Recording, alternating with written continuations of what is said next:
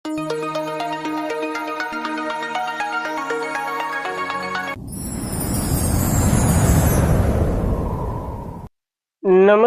ગુજરાતના અધિકારી મિત્રો, આજે આપણે 3 માર્ચ 2026 નું મોસ્ટ ઇમ્પોર્ટન્ટ કરંટ અફેર સાથે સાથે જીકે અને જીએસ વિશે ચર્ચા કરવાના છે। તો ખાસ કરીને ચેનલ ઉપર નવા હોય તો ચેનલને સબસ્ક્રાઇબ કરી લેવી, વિડીયો પસંદ આવે તો લાઈક કરવો અને તમારા મિત્રો સુધી અવશ્યથી શેર કરી દેવો। તો ચલીએ આજના ઇમ્પોર્ટન્ટ ક્લાસની આપણે શુભ શરૂઆત કરી દઈએ। તો રાષ્ટ્રીય વિજ્ઞાન દિવસ 2026 ક્યારે મનાવવામાં આવ્યો? તો 28 ફેબ્રુઆરીના રોજ આ દિવસ મનાવવામાં આવે છે। આપણને ખ્યાલ હોવો જોઈએ, સીવી રમને રમન ઇફેક્ટની શોધ કરી હતી, એના માનમાં જ આ દિવસ મનાવવામાં આવે છે। તો દર વર્ષે 28 ફેબ્રુઆરીના રોજ રાષ્ટ્રીય વિજ્ઞાન દિવસ 1928માં સીવી રમને રમન ઇફેક્ટની શોધ કરી હતી, એની યાદમાં ઉજવવામાં આવે છે। આ એક એવી શોધ હતી જેના પાછળ એને 1930માં ભૌતિક શાસ્ત્રીનો નોબેલ પુરસ્કાર મળ્યો હતો અને આ વૈજ્ઞાનિક જે ભારતીય વૈજ્ઞાનિક હતા જેને પહેલો આ નોબેલ પુરસ્કાર મળ્યો હોય તો ઇમ્પોર્ટન્ટ બને છે। જોઈ લે સંપૂર્ણ માહિતી રાષ્ટ્રીય વિજ્ઞાન દિવસની। 28 ફેબ્રુઆરી 1928ના રોજ સીવી રમને રમન ઇફેક્ટની શોધ કરી હતી અને 1930માં આ શોધને નોબેલ પુરસ્કાર મળ્યો હતો। પછી ભારત સરકારે 28 ફેબ્રુઆરીને રાષ્ટ્રીય વિજ્ઞાન દિવસ તરીકે જાહેર કર્યું હતું અને 1954માં 3 મહાનુભાવોને એનાયત કરવામાં આવ્યો હતો। કયો? તો કે ભારત રત્ન ડોક્ટર સર્વપલ્લી રાધાકૃષ્ણ, જે ભારતના પહેલા વાઇસ પ્રેસિડેન્ટ એટલે કે ઉપરાષ્ટ્રપતિ હતા, સીપી રાધાકૃષ્ણ, શ્રી રાજગોપાલાચાર્ય, જે ભારતના પહેલા ગવર્નર હતા, અને ડોક્ટર ચંદ્રશેખર વેંકટરમણ, જે રમણ ઇફેક્ટની શોધ કરી હતી। તો આ મહત્વની બેઝિક માહિતી જીકે સ્વરૂપે આપણને યાદ રાખવી, કારણ કે ઘણા એવા ફેક્ટ આનાથી નીકળી શકે, તો આપણને યાદ રાખવી। અને પ્રથમ વખત તો આપણે જોઈ લીધું 1987માં ઉજવ્યો હતો। આની થીમ તો કે વિજ્ઞાનમાં મહિલાઓની ઉત્પ્રેક્ષ અને વિપરીત ભારત, એટલે ટૂંકમાં મહિલાઓ ઉપર આખી થીમ આપેલી છે, તો એ પણ મહત્વની આપણને યાદ રાખવી। હવે ફેબ્રુઆરીના દિવસોનું એન્ડ આવી ગયું, તો સંપૂર્ણ દિવસો જોઈ લઈએ। 1 ફેબ્રુઆરીએ ભારતીય સુરક્ષા ગાર્ડનો સ્થાપના દિવસ 50મો સ્થાપના દિવસ મનાવ્યો। 2 ફેબ્રુઆરીએ વિશ્વ વેટલેન્ડ દિવસ। 4 ફેબ્રુઆરીએ વિશ્વ કેન્સર દિવસ, આંતરરાષ્ટ્રીય માનવ બંધુતા દિવસ। 6 ફેબ્રુઆરીએ સ્ત્રી જનન અંગછેદ શૂન્ય સહિષ્ણુતા આંતરરાષ્ટ્રીય દિવસ। 9 ફેબ્રુઆરીએ આંતરરાષ્ટ્રીય વાય દિવસ, જે ફેબ્રુઆરીના બીજા સોમવારે હોય। 10 ફેબ્રુઆરીએ વિશ્વ કઠોળ દિવસ અને રાષ્ટ્રીય કૃમિનાશક દિવસ। 11 ફેબ્રુઆરીના રોજ વિજ્ઞાનમાં મહિલાઓ અને કન્યાનો આંતરરાષ્ટ્રીય દિવસ અને વિશ્વ યુનાની દિવસ મનાવ્યો। આ સાથે દાણચોરી વિરુદ્ધ દિવસ પણ મનાવ્યો, કારણ કે ફેબ્રુઆરીના બીજા મંગળવારે હોય। 12 ફેબ્રુઆરી રાષ્ટ્રીય ઉત્પાદકતા દિવસ। 13 ફેબ્રુઆરી રાષ્ટ્રીય મહિલા દિવસ અને વિશ્વ રેડિયો દિવસ। 15 ફેબ્રુઆરી આંતરરાષ્ટ્રીય બાળ કેન્સર દિવસ। 17 ફેબ્રુઆરી વૈશ્વિક પ્રવાસન સ્થિતિસ્થાપકતા દિવસ। 18 ફેબ્રુઆરીએ વિશ્વ પેંગોલિન દિવસ, જે તો કે ફેબ્રુઆરીના ત્રીજા શનિવારે હોય। 20 ફેબ્રુઆરી સામાજિક ન્યાય દિવસ। અરુણાચલ પ્રદેશ અને મિઝોરમનો 40મો આપણે સ્થાપના દિવસ પણ મનાવ્યો। 21 ફેબ્રુઆરીના રોજ આંતરરાષ્ટ્રીય માતૃભાષા દિવસ। 23 ફેબ્રુઆરી વિશ્વ શાંતિ અને સમજણનો દિવસ। 24 ફેબ્રુઆરીએ સેન્ટર એક્સાઇઝ દિવસ ઉજવ્યો। 27 ફેબ્રુઆરીએ વિશ્વ એનજીઓ દિવસ મનાવ્યો અને 28 ફેબ્રુઆરી એટલે કે ફેબ્રુઆરીનો છેલ્લો દિવસ દુર્લભ રોગનો દિવસ મનાવ્યો, એ સાથે રાષ્ટ્રીય વિજ્ઞાન દિવસ। તો આ મહત્વના ફેબ્રુઆરીના મોસ્ટ ઇમ્પોર્ટન્ટ દિવસો આપણને યાદ રહેવા જોઈએ। ત્યારબાદ કઈ પર્વત શ્રેણીમાં આવેલ માઉન્ટ આબુનું નામ બદલી અબુરાજ રાખવામાં આવ્યું છે? રાજસ્થાનમાં આવેલું છે માઉન્ટ આબુ, એ તો ખ્યાલ જ હોવો જોઈએ। અને ભારતની સૌથી જૂની અવિષ્ટ ગેડ પર્વતમાળા છે અરવલ્લી, એનો આ એક ભાગ છે, જોઈ લઈએ। અને અરવલ્લીનું સૌથી મોટું શિખર માઉન્ટ આબુ છે, ક્યાં આવેલું છે? રાજસ્થાનમાં। તો માઉન્ટ આબુનું નામ બદલી અબુરાજ રાખવામાં આવ્યું છે। રાજસ્થાન સરકારે જાહેરાત કરી, માઉન્ટ આબુ હવે અબુરાજ તરીકે ઓળખાશે। આ પ્રદેશના ઐતિહાસિક ઓળખ પુનઃસ્થાપિત કરવા એક મહત્વપૂર્ણ છે। રાજ્યના મુખ્યમંત્રી ભજનલાલ શર્માએ રાજસ્થાન વિધાનસભામાં જાહેરાત કરી। આ સાથે કામણજનું નામ બદલી કામવન રાખવામાં આવ્યું, એટલે કે જ્યાં વન છે એનું નામ કામવન રાખ્યું, અને જહાઈપુરનું નામ બદલી યજ્ઞપુર કરવામાં આવ્યું છે। તો આ 3 મહત્વના ફેરફારો છે, જે તમે ઇમેજમાં પણ જોઈ શકો અને ઇમેજથી જ યાદ રાખવાનો પ્રયત્ન કરશો। તો મોસ્ટ ઓફ તો આ માઉન્ટ આબુ વિશે પૂછે એવી માહિતી છે, પણ જોડકા સ્વરૂપે ગમે એમ જીપીએસસી પૂછી લે, એનું નક્કી ન લેવાય। આ નિર્ણય હેતુ સાંસ્કૃતિક વારસા અને સ્થાનિક લાગણીઓને સન્માન કરશે, તો ખાસ આ મહત્વનો નિર્ણય આપણને એક યાદ રાખવો। ત્યારબાદ ભારતમાં 100 મેગાવોલ્ટ એઆઈ ઇન્ફ્રાસ્ટ્રક્ચર બનાવવા માટે ઓપન એઆઈએ કોની સાથે ભાગીદારી કરી? એટલે ટાટા સાથે ભાગીદારી કરી. મહત્વની ભાગીદારી બની રહી છે ભારતમાં એઆઈને લઈને. તો ભારતની કૃત્રિમ બુદ્ધિ યોજના માટે મોટું પ્રોત્સાહન આપતા ટાટા ગ્રુપ ભારતીય એક મોટી એઆઈ સુવિધા બનાવશે. તમામ વ્યવસાયિકો એઆઈ સાધનનો ઉપયોગ કરી વિસ્તારમાં ઓપન એઆઈ છે, ચેટ જીપીટીનું છે ને, એ જ ઓપન એઆઈ સાથે ભાગીદારી કરી.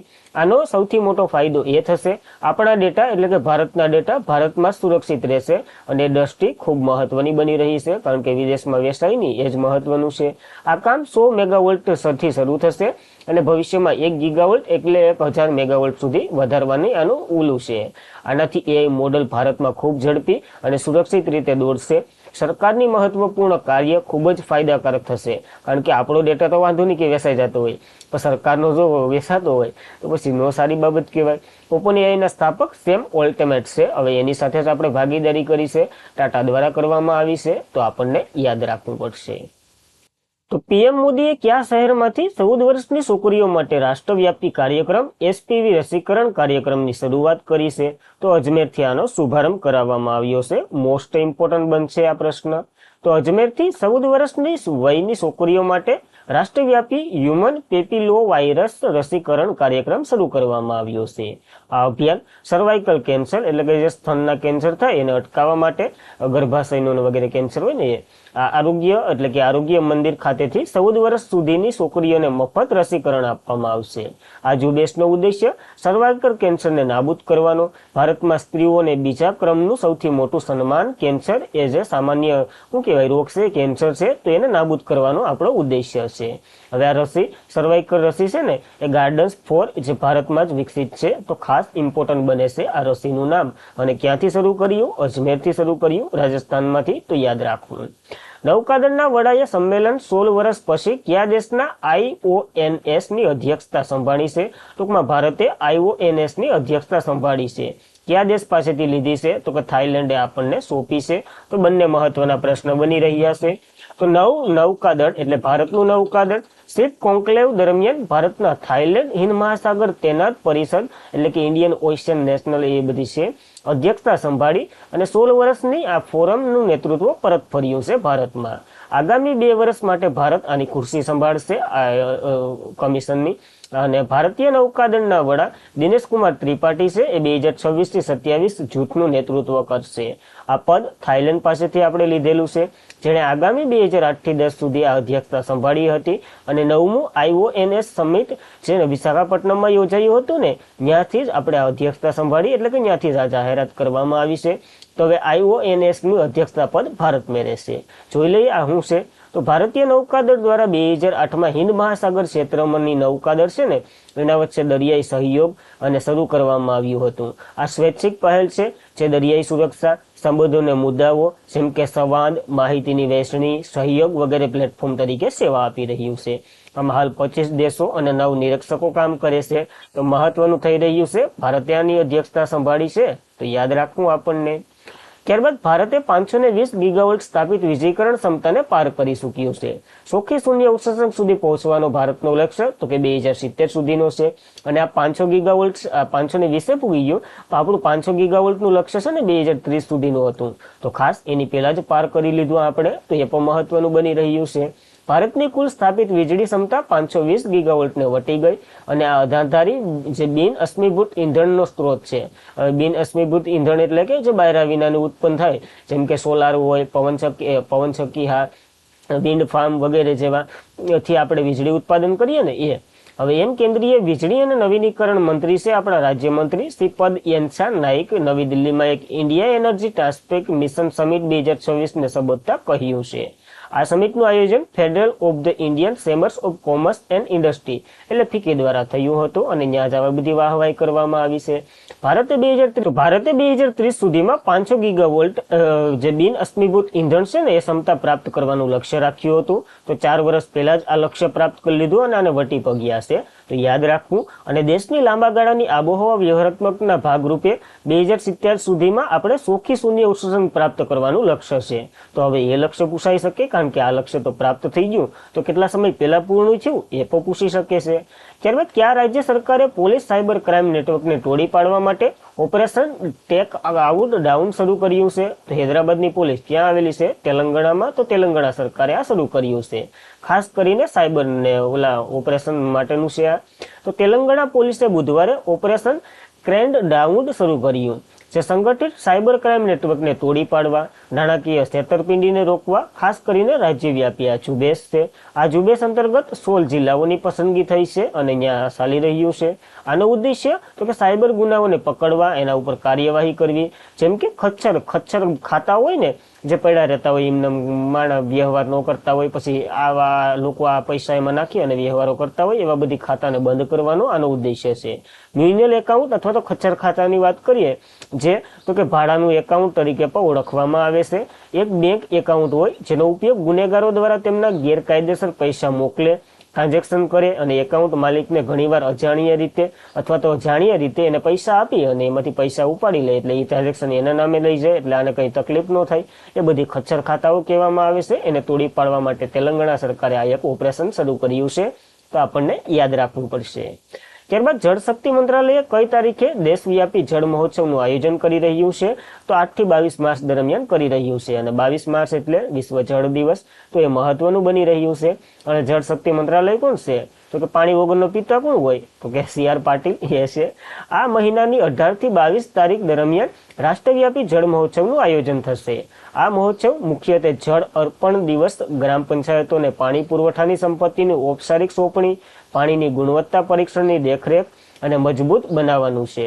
સમુદાયોની ભાગીદારી, સુરક્ષિત પીવાના પાણીની ખાતરી કરવા પર ધ્યાન કેન્દ્રિત કરશે. ટૂંકમાં બધી પંચાયતોમાં જશે અને માપણી કરશે કે આ પાણી આ લોકો પી એ સારું તો છે ને, એવું બધી કરવાના છે.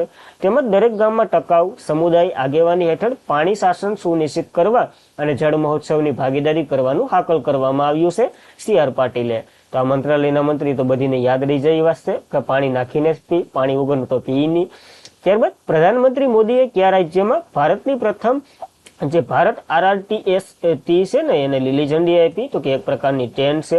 ઉત્તર પ્રદેશના મેરઠથી આને લીલી ઝંડી આપી છે નરેન્દ્ર મોદીએ. તો જોઈ લઈએ. તો પ્રધાનમંત્રી નરેન્દ્ર મોદીએ ઉત્તર પ્રદેશના મેરઠથી સાપ્તાહિક નગર નમો ભારત જે સ્ટેશન ખાતેથી મેરઠ મેટ્રો નમો ભારતને લીલી ઝંડી આપી છે. મોદીએ મેરઠની સાઉથ સ્ટેશન સુધી મેરઠ રાઇડ કહી છે. અને વિદ્યાર્થીઓ મુસાફરી સાથે વાતચીત કરવા માટે પ્રધાનમંત્રીએ સમગ્ર 82 કિલોમીટર લાંબી આ દિલ્હી મેટ્રો ટ્રેન છે એ નમો કોરિડોરનું રાષ્ટ્રીય વ્યાપી સમર્પિત કર્યું છે. ભારતની પ્રથમ નમો ભારત પ્રાદેશિક રેપિડ ટ્રાન્સપેક એટલે કે ટ્રાન્ઝેક્શન સિસ્ટમ કહી શકો આને, અને બાકીનો ભાગનું ઉદ્ઘાટન કર્યું છે નરેન્દ્ર મોદીએ હાલ જ. તો યાદ રાખવી. અને નમો ભારતની સ્પીડ તો આપણને બધીને ખબર જ છે, 180 કિલોમીટર છે. તો ખાસ 1 કિલોમીટરની સ્પીડ પણ યાદ રાખવી આપણને. ત્યારબાદ પલામુ ટાઈગર રિઝર્વ કયા રાજ્યમાં આવેલું છે, જ્યાં વનજીવી દીદી પહેલ શરૂ કરવામાં આવેલી છે? તો ઝારખંડમાં આવેલું છે. ખાસ કરીને જંગલમાં મહિલાઓનું યોગદાન વધારવા માટેની આ યોજના છે. Jharkhand Palamu reserve tiger reserve આવેલું છે, જ્યાં વનજીવી દીદી યોજના પહેલ શરૂ થઈ છે. આ એક સમુદાય સંકલિત સંરક્ષણ કાર્યક્રમ છે, જેનો હેતુ મહિલાઓમાં જંગલ અને વન્યજીવોનું રક્ષણ માટે સશક્ત બનાવવાનું છે. આ પહેલ હેઠળ ઓળખાયેલા 17 ગામો અને 18 શિક્ષિત મહિલાઓને વાજબી દીદી તરીકે પસંદ કરવામાં આવી છે. અને તે મોટાભાગની કોલેજો અથવા તો ગ્રેજ્યુએટ થયેલી ઉચ્ચ શિક્ષણની પદવી મેળવેલી હોય એ ગામડાઓમાં જઈ અને બધીને શિક્ષિત કરશે. ટૂંકમાં માહિતી આપશે, વાઘ આવે તો આવું કરવાનું, ભાગો ભાગો, એવું બધી ટૂંકમાં કહે. તો ખાસ યાદ રાખવું આપણને. ત્યારબાદ આપણા મંત્રીમંડળે નહીં, કેન્દ્રના મંત્રીમંડળે મેટ્રો રેલ જે કોઓપરેશન લિમિટેડ છે ને એના ગિફ્ટ સિટીથી સહારનપુર સુધી જે ટ્રેન છે ને એને થોડીક વધારી છે, એટલે ટૂંકમાં રૂટ લાંબો કર્યો છે. તો જોઈ લઈએ. પ્રધાનમંત્રી નરેન્દ્ર મોદીની અધ્યક્ષતામાં કેન્દ્રીય મંત્રીમંડળે આજે ગિફ્ટ સિટીથી સહારનપુર સુધી 3.33 કિલોમીટર લાંબા વિસ્તારને મંજૂરી આપી છે. તેમણે 3 પેવિલિયન સ્ટેશનનો આમાં સમાવેશ કરશે. અને આ પ્રોજેક્ટનો અંદાજિત બિલ ને વગેરે આવી રીતના છે, જે તમે એક ડેટા સ્વરૂપે વાંચી શકો, કારણ કે એ પરીક્ષામાં ક્યારેય નથી પૂછાતું. ખાસ યાદ રાખજો, સહારનપુર સુધી વધાર્યું છે, તો ત્યાંથી એક ફેક્ટર નીકળી શકે, તો આપણને યાદ રાખવું. આ ત્યારબાદ તો કે કાલનું રિવિઝન કરી લઈએ. તે પહેલા ચેનલ ઉપર નવા હોય તો લાઈક કરો, તમારા મિત્રોને શેર કરો અને ચેનલને સબસ્ક્રાઇબ કરી લો. તો ચાલીએ રિવિઝન કરી લઈએ ફટાફટ. દુર્લભ રોગ દિવસ 2026 તો કે આપણે 28 ફેબ્રુઆરીએ મનાવી ચૂક્યા છે. ફેબ્રુઆરીનો છેલ્લો દિવસ. મુખ્યમંત્રી ભૂપેન્દ્ર પટેલે સાહિત્ય ગૌરવ પુરસ્કાર 2024 ગુજરાતી ભાષામાં કોને અર્પણ કર્યો છે? તો પ્રવીણ દરજીને આ પુરસ્કાર આપવામાં આવ્યો છે. કલકત્તા શિપ બિલ્ડિંગ્સ લિમિટેડે સ્વદેશી સેલ સ્ટીલ જહાજ કયા નામે ભારતીય નૌકાદળ કાફલામાં સામેલ કર્યું છે? તો INS અંજનદીપના નામે સામેલ કર્યું છે. કઈ ટીમે રણજી ટ્રોફી જીતી છે? 91મી આવૃત્તિ હતી, જમ્મુ કાશ્મીરે જીતી. ઇતિહાસ રચ્યો છે પ્રથમ વખત. ભારતીય જીરો ઇનામ શરૂ કર્યું કયા ક્ષેત્રે? તો કે પર્યાવરણ ક્ષેત્રે આપવામાં આવશે. પર્યાવરણ રક્ષણ કરવા માટેનું છે. દ્રૌપદી મુર્મુએ કયા દેશના LCA પ્રસંડ હેલિકોપ્ટરથી ઉડાન ભરી છે? તો ભારતના હેલિકોપ્ટરથી ઉડાન ભરી અને ઇતિહાસ રચ્યો છે આ લડાકુ વિમાનથી. કઈ રાજ્ય સરકારે સ્વાતંત્ર્યતા સેનાનીની યાદમાં પાંચોન એરપોર્ટનું નામ બદલી ત્રિલોચન પોખરેના નામ ઉપર રાખશે? તો સિક્કિમ રાજ્ય સરકારે આ નિર્ણય બહાર પાડી દીધો છે. ભારતમાં UN road safety financing project ક્યાંથી શરૂ કરવામાં આવ્યો છે? તો નવી દિલ્હીથી શરૂ કર્યો છે. ખાસ કરીને અકસ્માતો ઘટાડવાનો ઉદ્દેશ્ય છે. ઓપરેશન ગઝલ લિંક હક તાજેતરમાં કયા દેશે શરૂ કર્યું છે? તો પાકિસ્તાને શરૂ કર્યું છે અફઘાનિસ્તાન ખિલાફ. તો યાદ રાખવું. કયા રાજ્ય સરકારે એમ્સ2 હેઠળ પ્રથમ રાજ્ય નવીનતા મિશન શરૂ કર્યું છે? તો ત્રિપુરાએ શરૂ કર્યું છે અને આ પ્રથમ રાજ્ય બન્યું છે આના અંતર્ગત. તો યાદ રાખવું. અને આજના માટે એટલું જ હતું. ખાસ કરીને મિત્રો વિડીયો પસંદ આવતો હોય તો એક લાઇક કરી દો, તમારા મિત્રોને શેર કરી દો. ચેનલ ઉપર નવા હોય તો અવશ્યથી સબસ્ક્રાઇબ કરી લો. અને PDF સ્ટડી મટીરિયલ વગેરે માટે ટેલિગ્રામમાં જોઈન્ટ થઈ જવું. ફેબ્રુઆરીના આખા મહિનાની આજની PDF છે ને એ આજ આખો દીમાં આવતીકાલે અપલોડ થઈ જવાની છે, અથવા તો એક દિવસ વહેલી પર થઈ જાય તો એ પણ તમે એક રીડ કરી લો. કારણ કે કરંટનું મહત્વ કેવું છે પરીક્ષામાં એ તો તમને ખબર છે, તો ખાસ મહત્વ છે. તો એ આ જોઈન્ટ થઈ જાવું ટેલિગ્રામમાં. તો બસ આજના માટે એટલું જ હતું. જય હિન્દ, જય ભારત, ધન્યવાદ.